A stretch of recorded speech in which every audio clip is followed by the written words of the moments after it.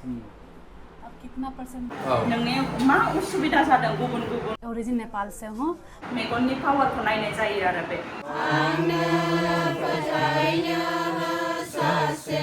खुलुमबाय लोगोफोर जोंनि बे गोथौ गामि आमटेका ओनसोलनि थाखाय मोनसे गोजोनथाव खौरां जों साफ्रोमबो मानसिफोरनि मेगन जाय मेगन नङाब्ला जोङो जिउआव दावगानोनो हाया दा बेनि थाखाय जोङो फाहामथाय नांगौ जायो ट्रिटमेन्ट लानांगौ जायो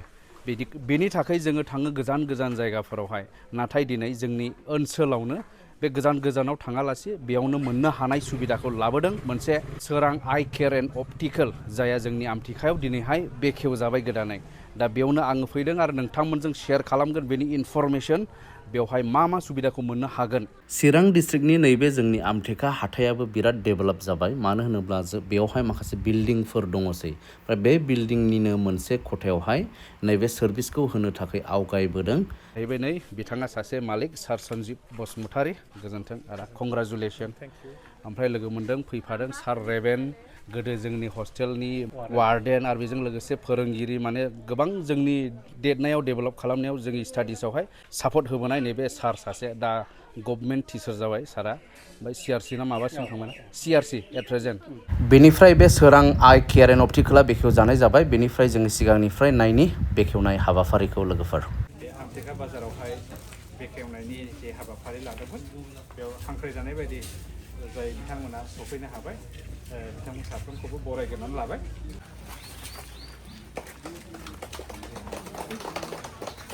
बेफोरगुरि मण्डलिनिनो बोसोनगिरि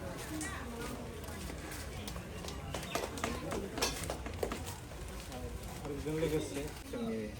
फंबाय सोनबेन बरगयारि बिथांखौबो दिनैहाय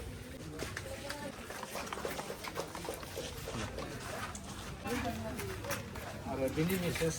नांलायलाङो फरायनानै लाबाय फैगोन आंनो फोथायनो सासेल' इसोरखौ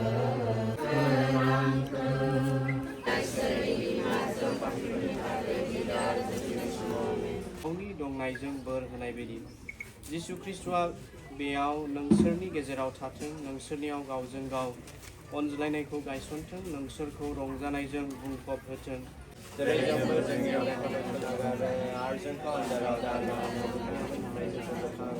अब्ला रिबन हास'नाय आरो बेजों लोगोसे आसिस दै एबा गोथार दै सारनायजोंहाय बेखौहाय बेखेवनायजों लोगोसे फोथारनाय जासिगोन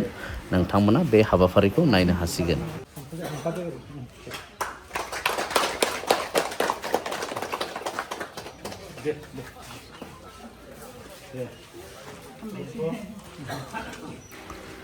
अब्ला बेखेवजानाय जाबाय नैबे सोरां आइ केयार एन्ड अप्टिकेला जाया आमटेका हालामनि गोबां रायजो राजाफोरनि थाखाय जोबोद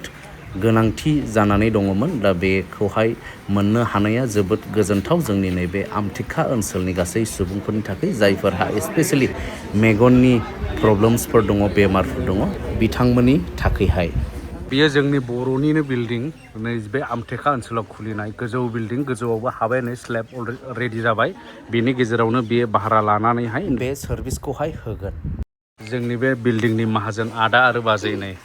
बे जाहैबाय आदा माबा आर्मि गोदो गावलायख्रुबनानै फैनाय दा आराम थाबाय रिटायार जाबायनो ओमफ्राय बे बाजै ओमफ्राय बाजैने जाहैबाय मोनसे इउटिउब चेनेल गोदान बेखेवदोंनो चेनेलनि नामा मा होनदों बाजै सुदेम गामि ब्लग गामिनिखौल' दिन्थिखायो नामा बेबायदि आरो आंनि मावनाय दांनाय औ मैगं थाइगं खानाय औ गायनाय बेफोरखौ गासिबो नुनो मोनजोबगोन आरो आच्छा ओमफ्राय मोनफा मोननै मोसानाय मानाय औ बे थादेरगोन हिन्जावफोरनो मोसानाय थादेरखानांगौ दा बेबायदि आरो दा नोंथांमोना चेक खालामहैदो नायदो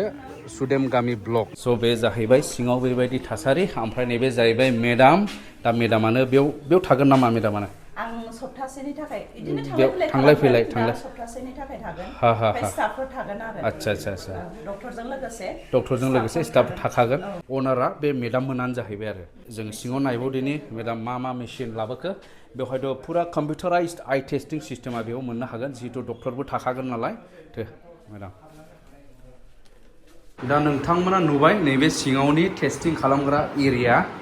बेयाव जे जायगायावहाय डक्टरा जिरायगोन बेनिफ्राय नैबे मेसिन नै मा मेसिन इयो मेडाम अट' रिफ्रेक्ट'मिटार होनो बेखौ बेयो मा होनो मोनसे कम्पिउटार मेगननि पावारखौ नायनाय जायो आरो बेहाय ओमफ्राय नै बियो स्लिट लेम्प होनो बेखौ नोंनि मा उसुबिदा जादों गुबुन गुबुन बेराम बा गुबुन गुबुन उसुबिदा लायो उसुबिदा मा जादों बेखौ टेस्ट नायनानै दिहुननो हायो आरो बेहाय नायनानै मोनो जेनेबा अट' रिफ्रेक्ट'मिटाराव कम्पिउटारजों पावार दिहुननाया एकुरेट जाया नालाय दा मेनुवेलि टेस्टिं खालामफिननांगौ जायो आरो बेखौ सोनानै अबेयो एक्सेप्ट खालामदों बेखौ नायफिननांगौ जायो दा बेहाय मेनुवेल टेस्टिं खालामनाय जायो आरो दानिया नैबे गोदान सोरां आइ केयार एन्ड अपटिकेलावहाय आङो माने एसे टेस्टिं नायजानायसै आरो आं सिगाङावबो एसे नायजादोंमोन दाथ' जोंनि खाथियावनो फैबाय नालाय जोंनि खाथियावनो आं एसे नायजानि डक्टर मेडामजोंहाय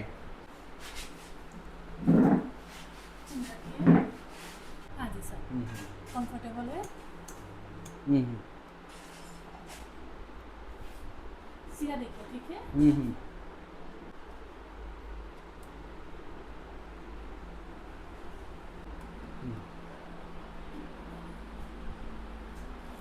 कंफर्टेबल है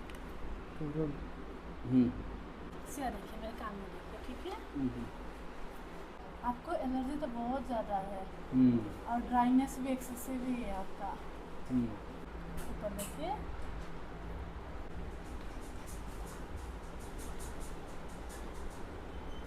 दा नायजाबाय आङो मेडामजोंहाय मा दं मा गैया प्रब्लेमखौ खिन्थाबाय आंनोबो एसे एलार्जि माननायाथ' जायो नायनानै खिन्थाबाय आरो बेजों लोगोसे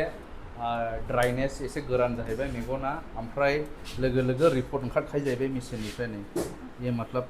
इंस्टेंट निकलता है हाँ इंस्टेंट पर ये अप्रोक्स पावर है अप्रोक्स पावर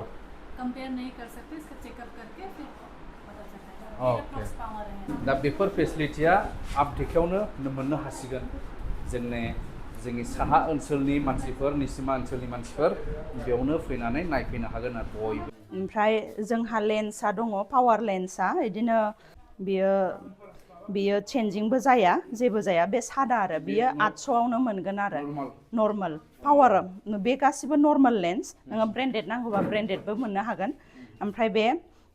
बाइफोकल मोननो हागोन बाइफोकला गाहाय गोजौ बानायनांगौ नालाय बेयो पावारा गाहायावल' थायो मोनसे गल ओमफ्राय बे गोजौआव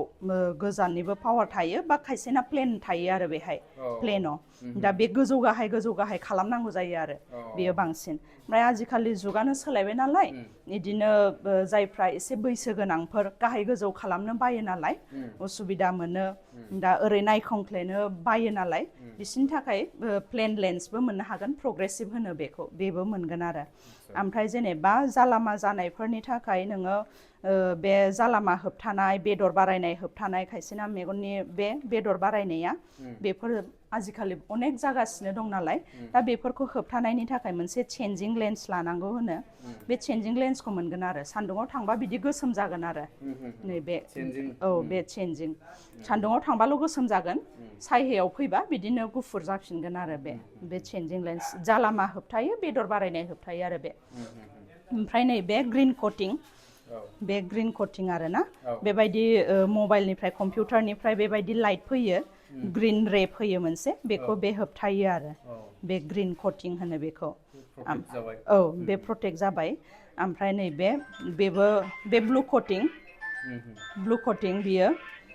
मबाइलनिफ्राय कम्पिउटारनिफ्राय बिदि ब्लू रे फैयो बिराद हार्मफुल आरो ना बियो ड्राइनेसबो खालामो पावारबो बोयो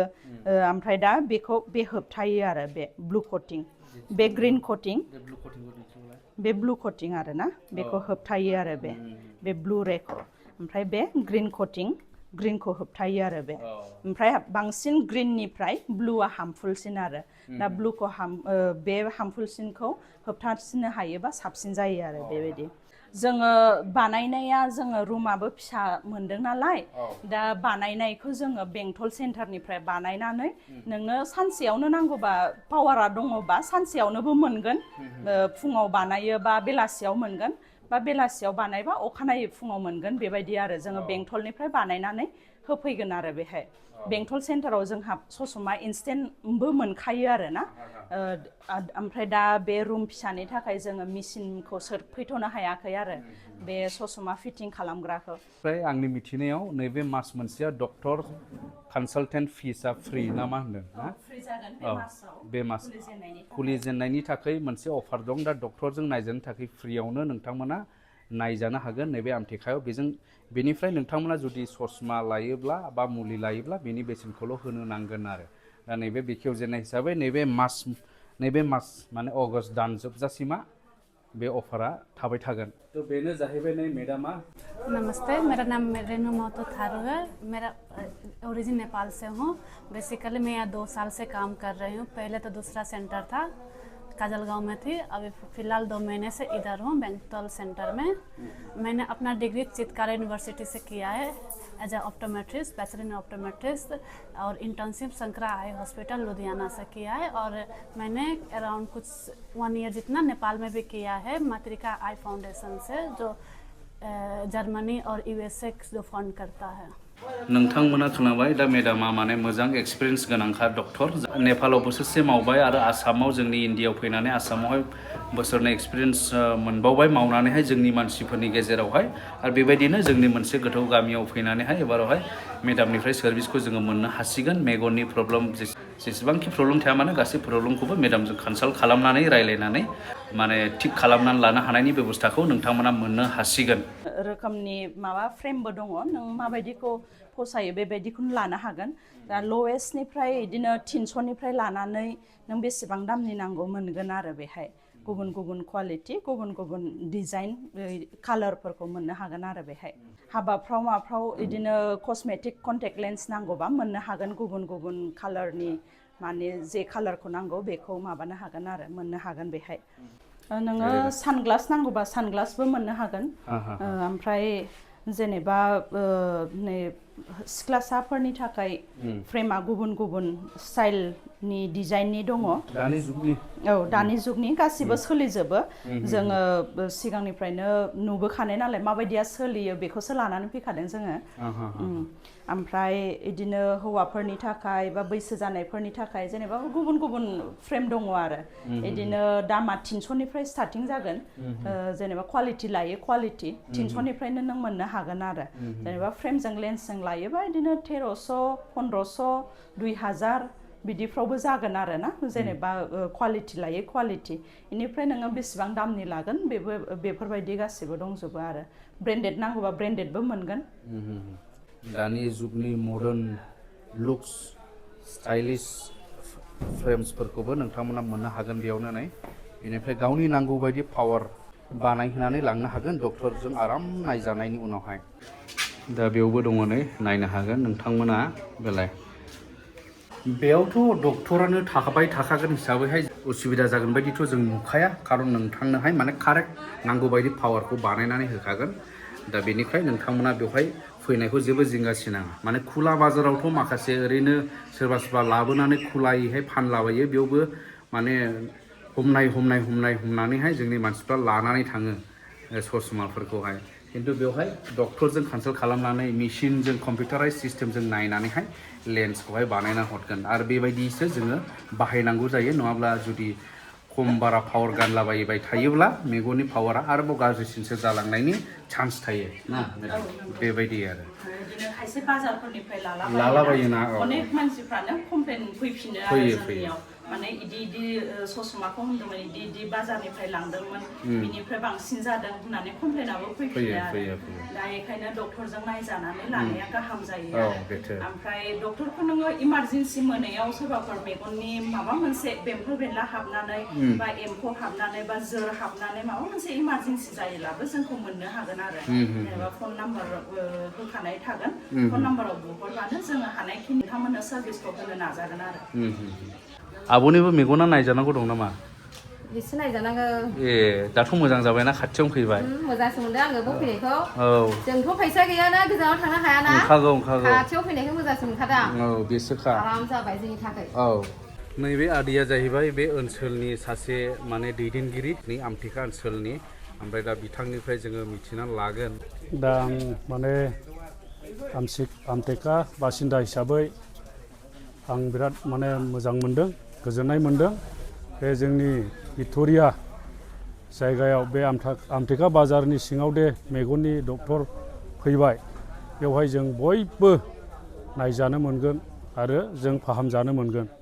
दा नोंथांमोना नैबे बेनारावहाय गोबां नैबेवहाय लाइन होनाय नुदों, बेफोर गासै फेसिलिटिखौ बेवहाय मोननो हागोन। जेन'बा फार्स्टआव नोंथांमोना नुदों वाशिंआव मा जागोन मेडाम? वाशिंआव जेनेबा मेखे मोननाय बाला हाबनाय मानाय बेफोरखौ जोङो साफा सुनानै हरगोन आरो। ओमफ्राय सिरिन्जिं दङ, सिरिन्जिंआ बे खायसेना मोदै गबाय थायोना, बेखौ मोदैखौ नालाखौ साफा खालामनानै हरगोन आरो सिरिन्जिंआ बेनो।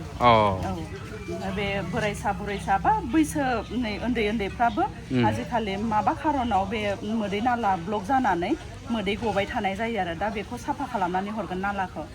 ओमफ्राय बिदिनो फरेन बडि रिमुभाल एन्ड वाश दङ, बे बेम्फोर बेरला हथात मेगन माबायाव मा होनो एम्फौ बिरसननानै बे एम्फौनि गां बा आथिंफोर बायसननानै थाबोलाबायो, दा बेफोरखौ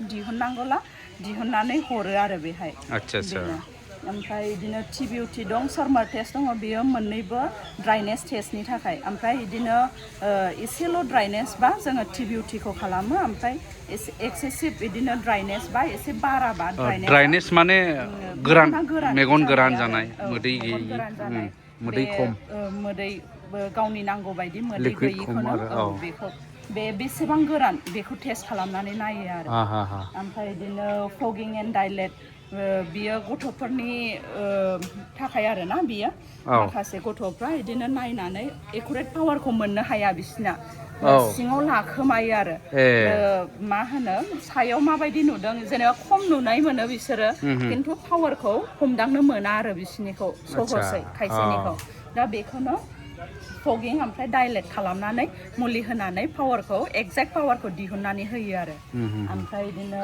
कन्टेक्ट लेन्स आं होनखाबाय, हाबानि थाखाय मानि थाखाय नोंसोरनो कस्मेटिक कन्टेक्ट लेन्स नांगौबा मोननो हागोन आरो। मेगन सिङाव सोहरग्रा, मेगन सिङाव गानग्रा। ओमफ्राय भिजन थेरापि होनाय दङ, जेनेबा गथ'फोरनि थाखाय जायफोरना बिदिनो खम नुयो, माने उन्दैफोरनिफ्रायनो पावारा एकदम बारा, खायसेना बिदिनो मा होनो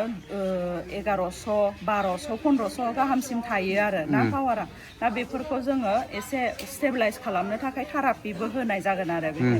ओमफ्राय बिदिनो ट्राइकेसिस ट्रिटमेन्ट दङ,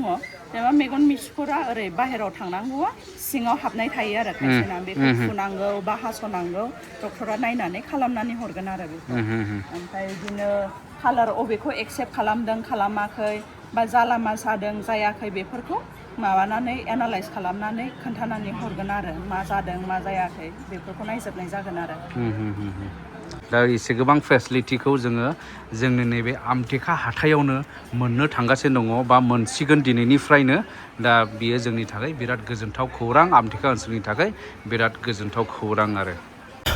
बेनिफ्राय चिरां डिस्ट्रिक्टनि बेंटल एरियानि थाखाय बेंटलावबो दंखायो मोनसे सेन्टार, सोरां आइ केयार एन्ड अप्टिकेल, जायखौ नोंथांमोना नुदों। बेयो जाहैबाय बेंटल बाजारनि आवजार एरियायावहाय, जिनाखि आवजारावहाय मोनसे फरेस्ट बिट अफिस दं, बेनि साहाजोंहाय बे सोरां आइ केयार एन्ड अप्टिकेलखौ नोंथांमोना मोननो हागोन। स' बेंटल एरियानि सुबुंफोरा बे जायगायाव थांनानैहाय मेगनफोरखौ नायजानो हागोन, बा मेगननि प्रब्लेमनि थाखाय बा ससमा लानो थाखाय नोंथांमोना बेयाव थांनानैहाय लाहैनो हागोन। दा बेंटलनि थाखाय बेंटलनि कन्टेक्ट नाम्बारखौ आङो स्क्रिनाव नोंथांमोननो होनानै होदों, बेयावबो कल खालामनानै जगाजग खालामनो हागोन।